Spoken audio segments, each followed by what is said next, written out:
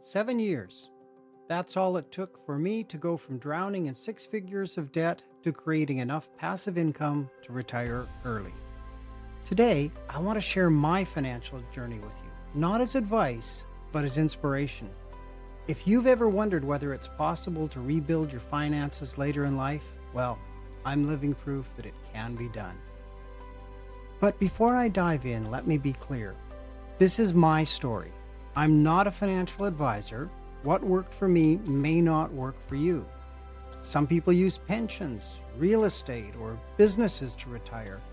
My path was through dividend investing.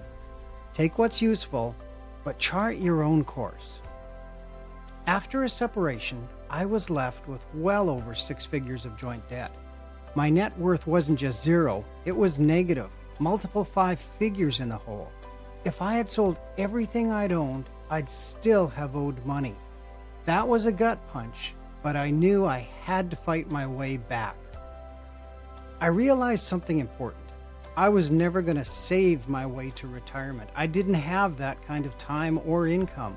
What I needed was ongoing income, predictable, growing, passive income that could eventually replace my paycheck. So in my 50s, I took on side hustles, some of them surprising to many people. I actually had a paper route. I worked as an enumerator for elections. I earned a little bit from book sales, not much, but every bit counted. And here's the key. I invested every dollar into dividend-paying stocks. I didn't save the money, I didn't spend the money, I invested it in a way that paid me back. I focused almost exclusively on what are called dividend aristocrats, companies that don't just pay dividends but grow them year after year. Now, I made mistakes, I lost some money, but I looked at each mistake as tuition. I learned to check things like the payout ratio, and over time my decisions began to improve. And here's another piece of the puzzle you might overlook. I kept income tax in mind with every investment. Almost all of my dividend income is either tax exempt, meaning I pay no tax on it at all, ever, or tax deferred, which means I pay tax much later and the income can continue to grow and compound, or it's tax preferred. Here in Canada, dividends are treated far more favorably than regular income. That means more money stayed in my pocket, compounding and growing faster for the future. This wasn't just about investing. It was about investing smartly. I mentioned in another video that I was once taught this: solve the financial problem first. Create passive income equal to twice your monthly expenses. That's the benchmark for financial freedom. For me, there was no company pension or equity in property that I could cash in on. There was just my Canada pension and my old age security and what I built on my own.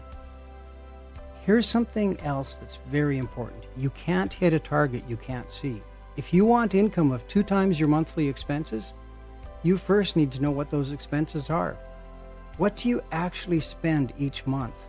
That number is your baseline. Without it, you're flying blind. I'll do another video later where I talk more about budgeting and how to figure out your real number. And believe me, as boring as that might sound, or as scary as it might sound, it's very necessary. Within 7 years of starting, I reached that level of income.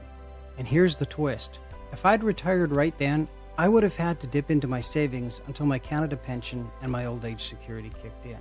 But then, life intervened, and I received an inheritance. That gave me the cash cushion to retire early. It also boosted my passive income to 3 times my expenses. Now, I want to be clear here. I would have made it without the inheritance. It would have just taken a year or 2 longer. The systems, the habits, the investments were already in place. The inheritance was just like a little bit of extra fuel. It sped things up, but I was already airborne. Here's the part I love. It all started with dividend income of, drum roll, $2.88 a month. That's it. But that first $2.88 was proof of concept. Without it, I'd probably still be working for another 5 years or so. So never underestimate a small beginning. So that's my story. 7 years from six figures in debt to financial independence. Remember, this was my journey. Yours will look different, but the important thing, start. Start small, but start today. Because if you don't, 7 years from now, you'll sure wish you had. This is Doug with Next Phase Navigation, helping you chart your own course in retirement. If this inspired you, hit subscribe and share it with someone who needs encouragement. And remember, financial freedom isn't a lottery ticket, it's a flight plan. So start planning your takeoff today. Thanks for watching, and I'll see you next time.